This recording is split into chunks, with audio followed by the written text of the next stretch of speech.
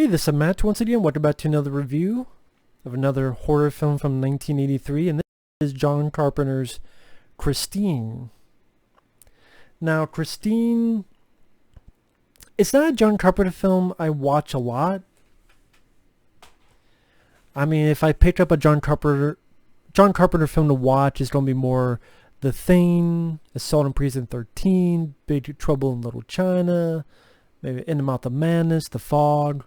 But Christine, watch it again, it's still a very solid film, in my opinion. Based on the Stephen King novel. Now, John Carpenter at this time wasn't really doing so well because The Thing, which is a masterpiece, came out and did poorly. Piss fucking poorly. Not only because of the box office and E.T. stealing a lot of the thunder, but the critics absolutely trashed John Carpenter. They said that, well, Carpenter, he shouldn't direct movies, he should direct traffic. I mean, which is insane to me, because to me, John Carpenter is the best director, or at least my personal favorite. And it got to the point where he was going to direct a couple other films, including Firestarter, based on the Stephen King story. And he got fired. He got fired from doing Firestarter. And then later on, they got made with Mark L. Lester. And so it's like, oh shit, I need a job. I need a job sometime. What am I going to do? So that's when he would make films like this and Starman. Starman as this apology for The Thing, which really wasn't, because he's very proud of The Thing. And this film, which he's like, a killer car movie, but it's a job, so I better do something before I never work again. But even as a film that he took as a job, you still have that great John Carpenter feel to it. I'm trying to remember, I'm trying to look at who the DP was. It wasn't Dean Cundy, which he usually worked with. But it still had that great use of the widescreen format, which Carpenter used very well in many of his pretty much all of his movies. And, framing the shots and the music is great. I love the look of Christine, the 1958 Plymouth Fury. It's a nice choice. I think that was based on the novel. Starts with Bad to the Bone, that song, well before films like Terminator 2 would use it. Bad to the Bone was using this at the very beginning.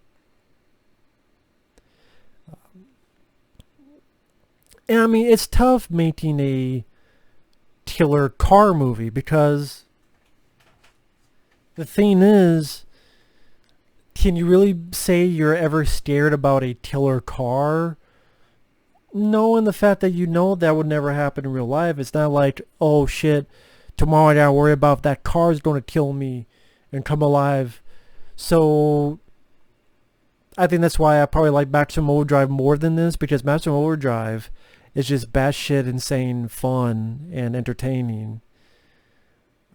And Stephen King did say as many times as he wanted in the trailer that he's trying to scare us, but I think he was so coked out of his mind. He's like, I just wanted you to have fun, and I know he hates the film, but I'm like, no, you wanted us to have fun? I'm having fun, Stephen King, believe me.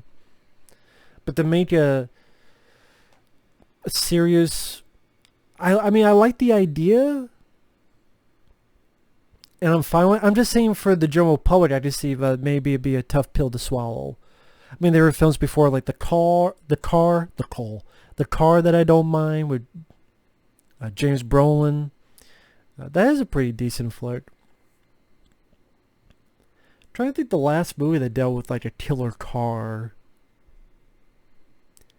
I guess it was kind of a sequel to The Car, but not really. There's that one, I forgot what the hell it was called. But it was like took place in a garage, and there's like a monster in the car, but it'll make the car like change colors and shape. And Oded Fair was in it. I forgot what the hell it was called.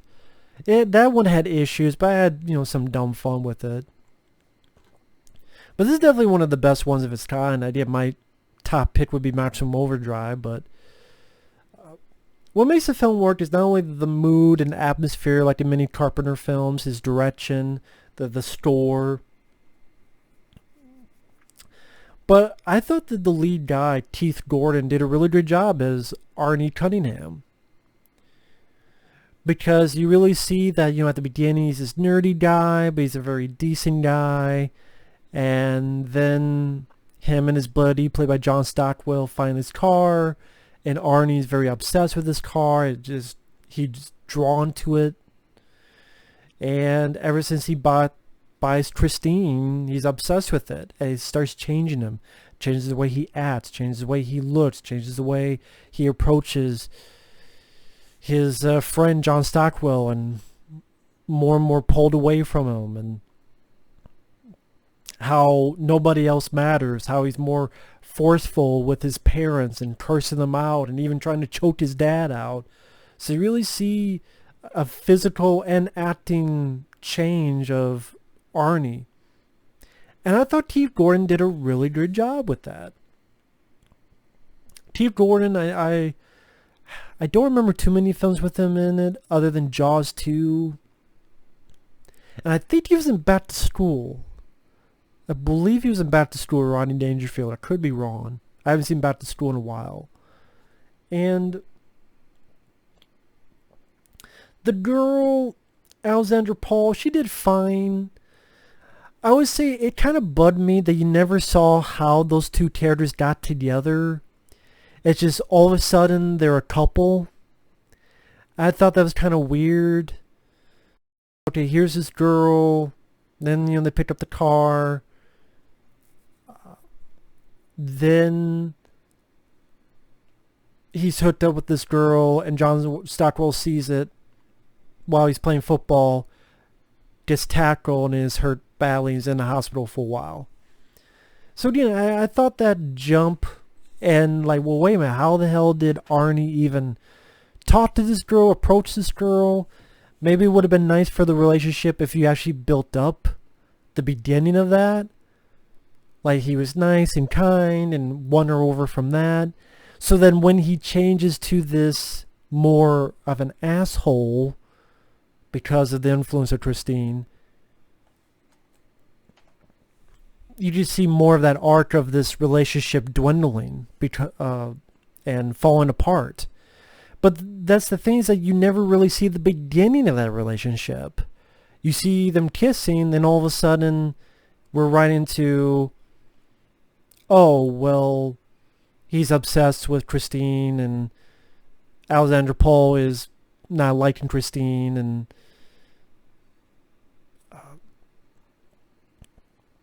Keith Gordon's character gets upset about that. So that's what I mean, to see the opening of that relationship, I think would have helped that relationship quite a bit. Another flaw, John Stockwell as the buddy, the jock who was friends with Keith Gordon's character. John Stockwell, he's not a good actor. I'm sorry. He's very wooden and very... that kind of thing, that sort of thing. Just, he didn't work for me. Maybe another actor that would have been better. But I would say other than those two, I like the film quite a bit. There's some interesting lines of dialogue, like when they first buy the car from actually this actor named Robert Blossom, who if you see the film and if you recognize him, he's the old guy in Home Alone, who Kevin McAllister thinks is a killer, but fucks up the sticky bandits, the wet bandits, I should say, with his shovel. He's in this playing a very different role. And when he sells the car, he's like, brand new car smell, best smell in the world, except baby pussy. Or the fact, calling people shitter, and then later on, Arnie starts calling people shitters. I know for a while I remember thinking, Mike OCP, he reminded me of Chief Gordon. And there would be times he would say, like, shitter! And there's some nice little set pieces, like the sequence where kind of this scene here, where the girl is in the car and then she starts choking, and the way they have the light, this white light blossom inside the car, it gave a sort of ethereal, sort of creepy vibe to it.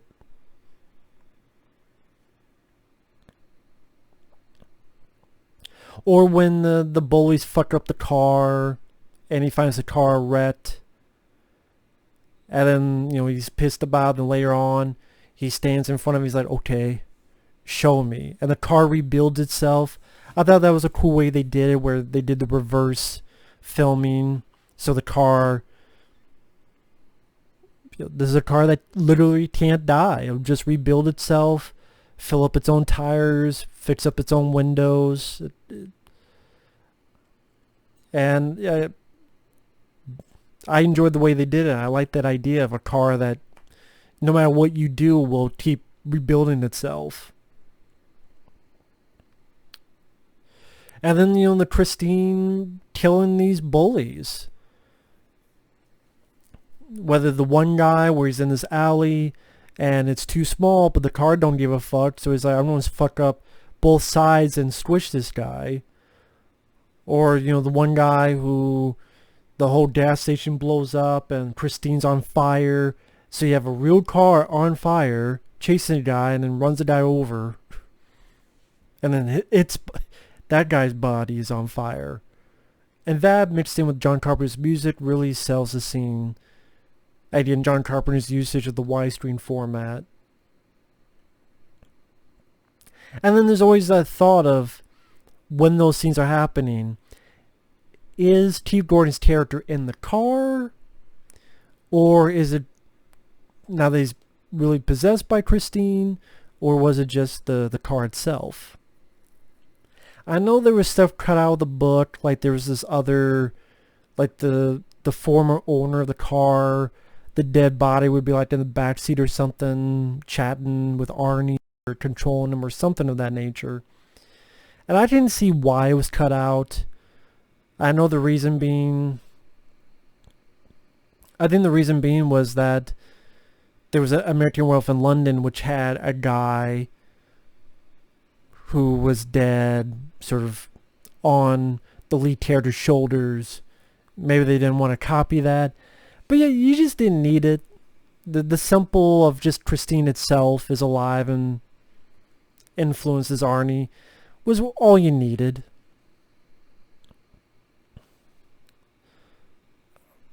And then you have the finale where it's a bulldozer versus this car. And I thought some of the actions handled well. I like the idea where the bulldozer is like protecting the girl, so the car tries to go this way, the squisher, it doesn't work. Then tries to go the other way, the squisher, it doesn't. Just John Stockwell has the bulldozer right there, so it's like can't get through.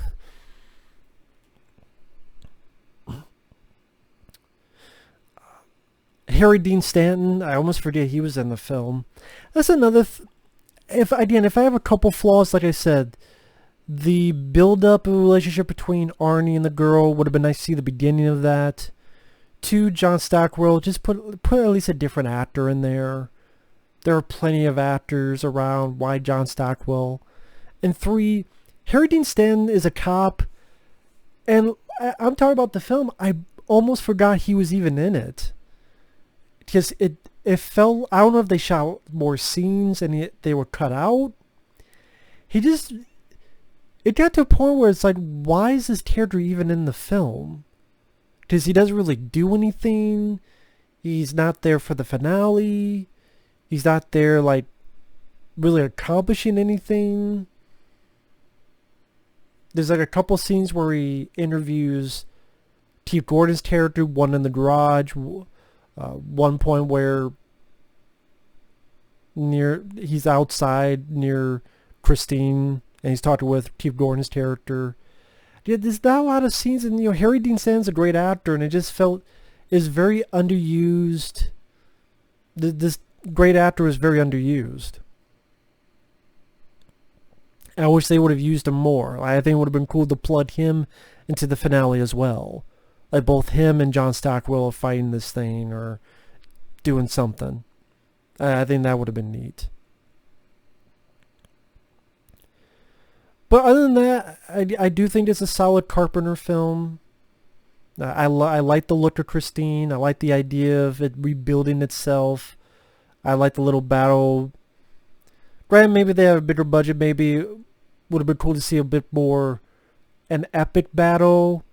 Like a little bit more, I don't know how to put it, extended battle action sequence would have been neat. I'm not for remakes. I would say, no, scratch that. Don't remake John Carpenter because look at the ones we've had. The Fog, Saw in Prison 13, which was the most tolerable, but I still didn't like it. Halloween. Yeah, just don't. The Thing prequel. Killer Car really went full force with the stunt action and gore practically, but also be a car that can regenerate itself. I think it would make like a fun action horror film. But for the film Carpenter wanted to do in the finale words, like I said, the mood, the atmosphere, I think T. Gordon, like I said, did a really good job. And Alexandra Paul is the girl. She did fine. I've seen much worse. John Stockwell, he's pretty bad.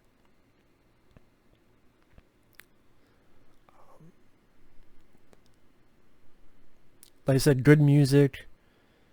And like I said, it has that atmosphere mood that a lot of Carpenter films have, and just looks and feels like John Carpenter. And tell me what directors today do that.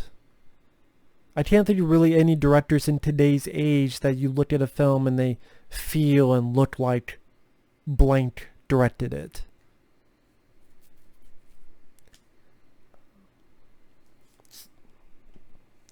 And this does have some pretty decent features. I do wonder if Scream Factory will do a Blu-ray of this because they're doing pretty much all of Carpenter's films. I mean, let's see, they did A Saw in Prison 13, they're doing Big Trouble in Little China, they did The Thing, they did The Fog, Memoirs of an Invisible Man, Village of the Damned, Vampires, which that just came out recently. I mean, other than stuff like, they did Body Bags, Starman they did.